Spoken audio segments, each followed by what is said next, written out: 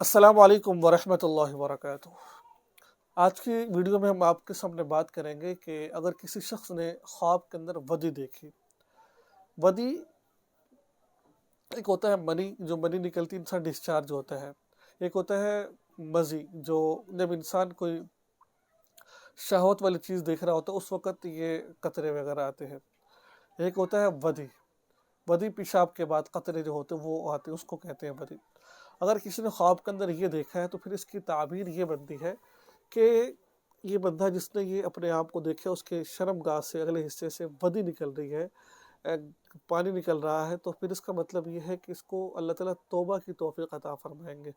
یہ شخص توبہ کرے گا، رجوع اللہ کرے گا انشاءاللہ، اگر اللہ نے چاہا تو کوئی برا خواب نہیں ہے یہ، ٹھیک ہے، کہ وہ شخص خواب میں یہ دیکھ لیتا ہے۔